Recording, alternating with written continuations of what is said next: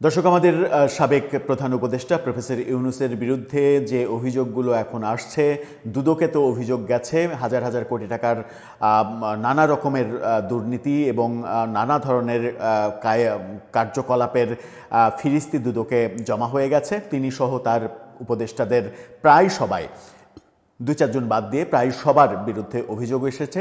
সেই অভিযোগে তিনি তো ফেঁসে যাবেন, তার চাইতেও বড় ব্যাপারটা যেটা সামনে এসেছে সেটা হচ্ছে সংবিধান লঙ্ঘন এবং রাষ্ট্রদ্রোহিতা।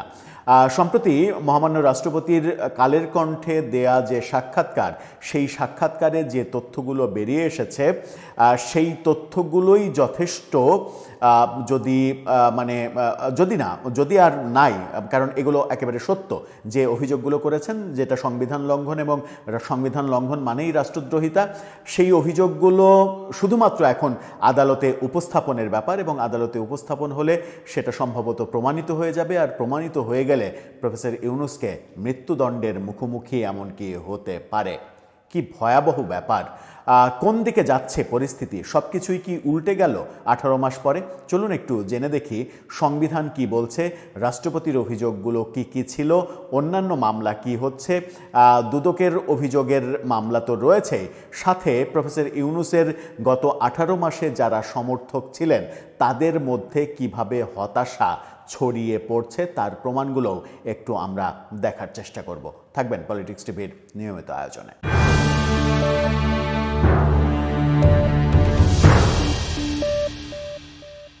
দর্শক, বলছিলাম প্রফেসর ইউনূসের বিরুদ্ধে সংবিধান লঙ্ঘন এবং রাষ্ট্রদ্রোহিতার অভিযোগ সামনে এসে গেছে। এখন সেটা আনুষ্ঠানিকভাবে আদালতে গেলে পরিস্থিতি কোন দিকে যাবে সেটাই বড় ব্যাপার। রাষ্ট্রপতি শাহাবুদ্দিন সাহেব তিনি যে অভিযোগগুলো করেছেন তার মধ্যে একটি বড় অভিযোগ হচ্ছে প্রধান উপদেষ্টা বিদেশে গিয়ে অন্তত 14-15 বার বিদেশ সফর করেছেন, একটি বারও তিনি বিদেশ থেকে ফিরে এসে রাষ্ট্রপতির কাছে রিপোর্ট করেননি। এই যে একটিবারও রিপোর্ট করেননি এবং কি করেছেন সেই ব্যাপারে রাষ্ট্রপতিকে অবহিত করেননি, নাম্বার 1। নাম্বার 2, বিদেশের সঙ্গে যে কোনো চুক্তি করার ব্যাপারে যদি চুক্তি করতে হয় তাহলে রাষ্ট্রপতিকে সেটা অবহিত করতে হয়। সেটাও আমেরিকার সঙ্গে চুক্তি, চীনের সঙ্গে চুক্তি, এই চুক্তিগুলো যেটা করেছেন, আমেরিকার সঙ্গে চুক্তি অনেকে যেটাকে রাষ্ট্রবিরোধী দেশ বিক্রির চুক্তি বলছেন, সেই চুক্তি ব্যাপারে সাধারণ মানুষকে তো বটেই, কোনো রাজনৈতিক দলকে তো কিছু বলেনি, এমনকি রাষ্ট্রের যিনি প্রধান সেই রাষ্ট্রপতিকে পর্যন্ত কিছু বলেননি। সংবিধান বিশেষজ্ঞরা বলছেন যে এটা স্পষ্ট সংবিধান লঙ্ঘন, এবং সংবিধানের 145 ধারা অনুযায়ী বিদেশের সঙ্গে যে কোনো চুক্তির ব্যাপারে রাষ্ট্রপতিকে অবহিত করতেই হবে।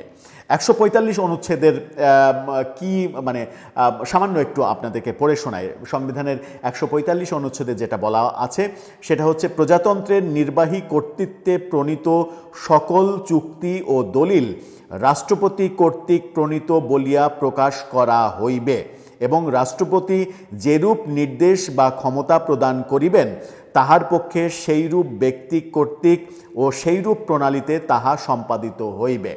অর্থাৎ যে কোনো চুক্তির ব্যাপারে রাষ্ট্রপতির সঙ্গে পরামর্শ করতে হবে, রাষ্ট্রপতি যে পরামর্শ দেবেন, যেভাবে করতে বলবেন সেইভাবেই করবেন তো প্রধানমন্ত্রী কিংবা প্রধান উপদেষ্টাই, কিন্তু এটা সাংবিধানিক নিয়ম যে যে কোনো চুক্তির ব্যাপারে রাষ্ট্রপতিকে অবহিত করতে হবে, রাষ্ট্রপতি যেভাবে পরামর্শ দেবেন সেই পরামর্শ মতে কাজ করতে হবে প্রধানমন্ত্রী কিংবা প্রধান উপদেষ্টাকে। সংবিধানের 145 ধারায় এটা স্পষ্ট বলা আছে। সংবিধানে এটাও বলা আছে যে প্রধানমন্ত্রী কিংবা প্রধান উপদেষ্টা বিদেশ সফর করলে তার রিপোর্ট রাষ্ট্রপতিকে এসে দিতে হবে। সেটাও সংবিধান লঙ্ঘন এবং রাষ্ট্রদ্রোহিতা। চুক্তির ব্যাপারে এটাও সংবিধান লঙ্ঘন এবং রাষ্ট্রদ্রোহিতা। সারা পৃথিবীতে বিদেশি মিশনগুলোতে যে রাষ্ট্রপতির ছবি নামানো হয়েছে, এই যে ছবি নামিয়েছেন উপদেষ্টা রিজওয়ানা হাসান, যে তথ্যগুলো আসছে তার সরাসরি নির্দেশেই এই কাজগুলো করা হয়েছে। কার নির্দেশে করা হয়েছে এটা ব্যাপার না, কে প্রধানমন্ত্রী কিংবা প্রধান উপদেষ্টা সেটা হচ্ছে ব্যাপার। প্রফেসর ইউনূসের আমলে সারা পৃথিবীর মিশন থেকে রাষ্ট্রপতির ছবি নামানো হয়েছে, যেটা বাংলাদেশের সংবিধান বলছে যে রাষ্ট্রের প্রধান হিসেবে রাষ্ট্রপতির ছবি থাকবে, সেটা নামিয়েও সংবিধান লঙ্ঘন করা হয়েছে। অর্থাৎ অনেকগুলো ইস্যু ইস্যুতে সংবিধান লঙ্ঘনের ব্যাপারটা চলে আসবে এবং সংবিধান লঙ্ঘন মানেই রাষ্ট্রদ্রোহিতা, আর রাষ্ট্রদ্রোহিতা মানেই রাষ্ট্রদ্রোহিতা এবং সংবিধান লঙ্ঘনের সর্বোচ্চ শাস্তি হচ্ছে মৃত্যুদণ্ড। এছাড়া অধ্যাদেশ জারির ব্যাপার রয়েছে। 133টা অধ্যাদেশ জারি করানো হয়েছে রাষ্ট্রপতিকে দিয়ে। সেই 133টা অধ্যাদেশের মধ্যে অনেকগুলো অধ্যাদেশ রয়েছে যেটা সংবিধান বিরোধী, সংবিধানে নেই। যেমন গণভোটের অধ্যাদেশ জারি করা হয়েছে, সংবিধানে গণভোট নেই। সংবিধানে নাই এমন কিছু অধ্যাদেশ দেয়া যায় না। যেমন জুলাই সনদ বাস্তবায়নের অধ্যাদেশ দেয়া হয়েছে যে ওটাকেই সংবিধান করতে হবে, এটা মানে সংবিধানের পুরোপুরি বরখেলাপ, কারণ জুলাই সনদ সংবিধানে নেই। সংবিধান সংশোধনের একমাত্র এখতিয়ার সংসদের 2/3 সদস্যদের। 2/3 সদস্য যদি মনে করেন সংবিধান পরিবর্তন হবে, সেটা তারা করতে পারেন। তাও সংবিধানের সর্বশেষ যে অবস্থা, সেই অবস্থায় সংবিধানের যে মৌলিক নীতি, সেই মৌলিক নীতি আবার কেউ পরিবর্তন করতেও পারবে না। 2/3 সদস্য সেই মৌলিক নীতিও পরিবর্তন করতে পারবে না, এরকম কথাও বলা হয়েছে। সেখানে রাষ্ট্রপতির কে দিয়ে অধ্যাদেশ দিয়ে সংবিধান লঙ্ঘন করেছেন, এটাও রাষ্ট্রদ্রোহিতার কাজ হিসেবে পরিগণিত হবে। এরকম পরিস্থিতি যখন তৈরি হয়েছে, তখন জামাতের আইনজীবী এবং এবারের নির্বাচনে যিনি প্রতিদ্বন্দ্বিতা করেছিলেন শিশির মনির, প্রতিদ্বন্দ্বিতা করে অবশ্য একটা ভালো দৃষ্টান্ত তৈরি করেছিলেন। তিনি পরাজিত হয়ে তিনিই প্রথম পরাজয় মেনে নিয়ে বিজয়ীকে অভিনন্দন জানিয়েছিলেন আনুষ্ঠানিক ফলাফল ঘোষণার আগেই। তার জন্য আমরাও আমাদের পক্ষ থেকে আমাদের একটা ভিডিওতে তাকে প্রশংসা করেছিলাম, অভিনন্দন জানিয়েছিলাম, বলেছিলাম এই কালচার বাংলাদেশের দরকার। শিশির মনিরের বক্তব্যে বেশ হতাশা দেখছি ইদানিং। পরপর গতকালকে তিনি 2টা ফেসবুক পোস্ট আমাদের চোখে পড়েছে, সেই ফেসবুক পোস্ট 2টা দেখে নিন। সেখানে একটাতে বলছেন তিনি, তখনকার পরিস্থিতিতে প্রফেসর ইউনূস ছাড়া দেশকে রক্ষা করার মতো কেউ ছিল না, তিনি এই দায়িত্ব নিতে রাজি ছিলেন না, অনেকটা জোর করেই তাকে আনা হয়েছে, রাষ্ট্রদ্রোহিতার মামলার ভয় দেখাচ্ছেন, বাহ বেশ বেশ। তো অর্থাৎ তিনি একেবারে অসহায়ত্ব প্রকাশ করছেন যে প্রফেসর ইউনূসকে রাষ্ট্রদ্রোহিতার মামলার মানে তার বিরুদ্ধে রাষ্ট্রদ্রোহিতার মামলার প্রস্তুতি যে চলছে সেই ব্যাপারে তিনি হতাশা প্রকাশ করছেন। আবার আরেকটা পোস্টে তিনি লিখেছেন কালো ব্যাকগ্রাউন্ড দিয়ে, সেখানে তিনি লিখেছেন প্রফেসর ইউনূস সাহেবকে ভিলেন বানানোর চেষ্টা চলছে, তাকে ভিলেন বানাতে পারলে জুলাই অভ্যুত্থানও প্রশ্নবিদ্ধ হয়, অভ্যুত্থানকে প্রশ্নবিদ্ধ করতে পারলে লাভ কার, না পারলে লোকসান কার, বিষয়টি পরিষ্কার। এখানেও তার হতাশা ফুটে উঠেছে আমরা দেখছি। তার মানে শিশির মনিরের মতো এত বড় একজন আইনজীবীও যখন বুঝতে পারছেন যে পরিস্থিতি ভালো না, পরিস্থিতি খারাপ দিকে যাচ্ছে, এবং তিনি বুঝেই এই পোস্ট দিচ্ছেন যে তার বিরুদ্ধে যদি মানে যে কাজগুলো হয়েছে সেগুলো স্পষ্ট রাষ্ট্রদ্রোহিতা, এবং এই ব্যাপারে যদি মামলা হয়ে যায় তাহলে ফেঁসে যাবেন প্রফেসর ইউনূস সহ উপদেষ্টারা। কিন্তু জুলাইয়ের যে কথা বলছেন শিশির মনির, সেই ব্যাপারে আবার ওই অন্তর্বর্তীকালীন সরকারকেই বেশিরভাগ জুলাইয়ের পক্ষের যারা মানুষ তারা কিন্তু দোষী করছেন। কারণ জুলাইয়ের যে স্পিরিট, জুলাইকে ধ্বংস করেছে এই সরকারই নানাভাবে জুলাইয়ের স্পিরিট বিরোধী কাজ করে, কাজকে উৎসাহিত করে, মব ভায়োলেন্স প্রতিষ্ঠিত করে, ছাত্রদেরকে অনেক বেশি আশকারা দিয়ে ব্যাপারগুলো করেছেন। জুলাইয়ের একটা স্পিরিট ছিল হচ্ছে ইনক্লুসিভ বাংলাদেশ, সবাই মিলে বাংলাদেশ গড়ব, সবাই মিলে বাংলাদেশটা শেখ হাসিনা গড়েননি, এই জন্যই তো আমাদের আপত্তি ছিল। আমাদের মূল দাবি কী ছিল? যে সবাই মিলে একটা ইনক্লুসিভ বাংলাদেশ হবে, একটা ইনক্লুসিভ নির্বাচন হবে, সবাই সেখানে উৎসবমুখর পরিবেশে উপস্থিত হবেন, এবং জনগণ যাকে গ্রহণ করবে তিনি রাষ্ট্রের দায়িত্ব নেবেন, জনগণ যাকে ছুঁড়ে ফেলবে তিনি মানে কি বলবে ইতিহাসের গহ্বরে তার জায়গা হবে, সেটাই হওয়ার কথা ছিল।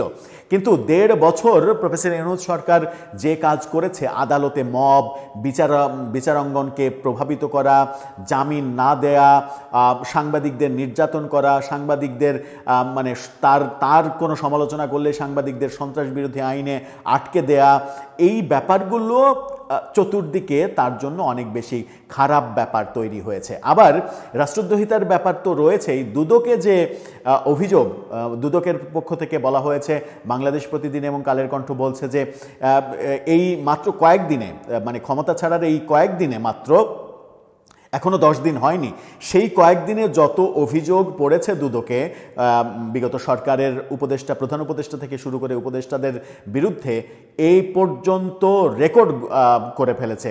এরকম ভয়াবহ হারে মানে পাইকারি দরে অভিযোগ এর আগে কখনো পড়েনি, এবং সেই অভিযোগগুলো ছোটোখাটো অভিযোগ না, শত কোটি, হাজার কোটি, হাজার হাজার কোটি টাকার দুর্নীতির অভিযোগ। অথচ দুর্নীতির বিরুদ্ধেই আমরা সব থেকে বেশি সোচ্চার থাকার কথা ছিল আমাদের। শেখ হাসিনা সরকারের যে দুর্নীতি, সেই দুর্নীতির বিরুদ্ধেই আমরা কথা বলেছি। সেই জায়গা থেকে আমরা কিন্তু বেরিয়ে আসতে পারিনি। ট্রাইব্যুনালে, আন্তর্জাতিক অপরাধ ট্রাইব্যুনালে, সেখানে মানে বিচারের নামে মামলা বাণিজ্য হয়েছে, রাজসাক্ষী বাণিজ্য হয়েছে। ট্রাইব্যুনালের চিফ প্রসিকিউটরের বিরুদ্ধে হাজার হাজার কোটি টাকা নেয়ার যে অভিযোগগুলো উঠেছে, সব মিলিয়ে প্রফেসর ইউনূস সরকারের 1.5 বছরটা জুলাইয়ের যে আদর্শ, সেই আদর্শ বাস্তবায়িত হওয়ার জন্য কোনো কাজই হয়নি বলেই মনে করছেন অনেকে। সুতরাং জুলাইয়ের কথা বলে আদতে জুলাইকে আহত করা হয়েছে, জুলাইকে কলঙ্কিত করা হয়েছে, জুলাইয়ের যে স্পিরিট, সেই স্পিরিটকে নষ্ট করা হয়েছে। জুলাইয়ের যে আদর্শ ছিল, সেই আদর্শকে ধারণ করে কেউ পথ চলেনি। আর পথ চলেনি বলেই এখন মানুষ বেজায় খেপেছে। এখন মানুষ খেপার ফলেই এই প্রসঙ্গগুলো যখন উঠছে, শিশির মনিররা যখন হতাশা প্রকাশ করছেন, নাহিদ ইসলামরা যখন হতাশা প্রকাশ করছেন, তখন সেই হতাশাটা খুব একটা মূল্যায়িত হচ্ছে না, মূল্যায়িত বোধহয় হবেও না সমাজে।